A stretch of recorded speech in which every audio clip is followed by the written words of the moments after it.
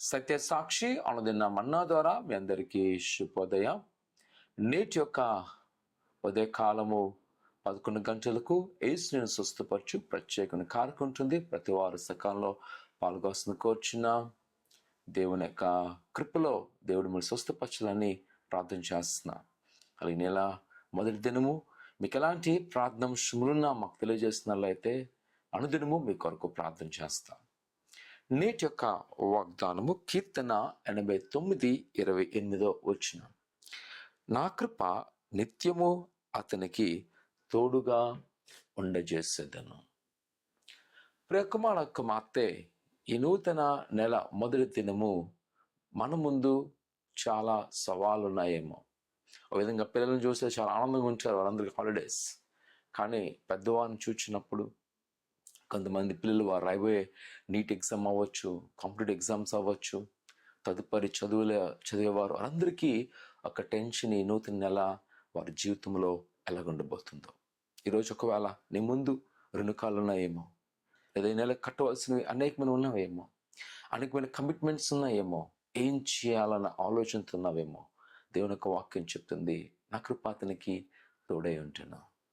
నిజమే ప్రియకుమార కుమార్తె, ఈరోజు ఒకవేళ మన దగ్గర స్పష్టమైన వనరు లేవేమో, ఏవి కూడా మనం ఆశించే స్థాయిలో లేవేమో, భయపడక ప్రియకుమార కుమార్తె, ఆయన మనకు తోడుగా ఉన్నాడు.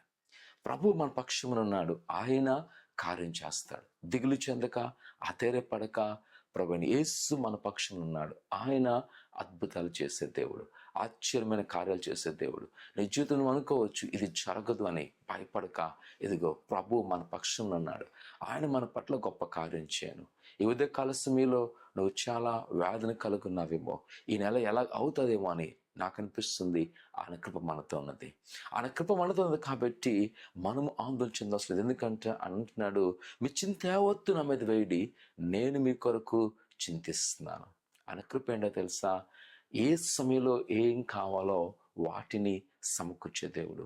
ఇది నేను ఖచ్చితంగా చెప్పగలను. నా జీవితంలో అనేకమైన పరిస్థితుల్లో ఆయన సహాయం చేస్తున్నాడు, అనేకమైన విధాల్లో ఆయన ఆశీర్వదించున్నాడు.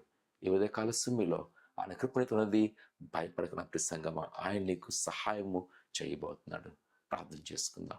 పరిశుద్ధుడా ఘనమైన దేవా, నీ కొన్నాళ్ళు నీ బిడ్డలేని వారినైనా నీ హస్తాల్లో భద్రపరచండి, నీ కృపాక్షములతో నింపండి.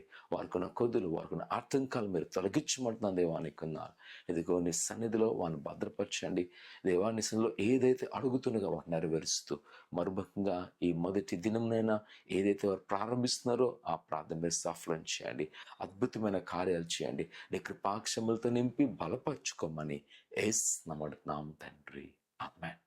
భయపడద్దు, ప్రభు మనకు తోడుగున్నాడు. ఆయన మనం దీవించును గాక. ఆమేన్.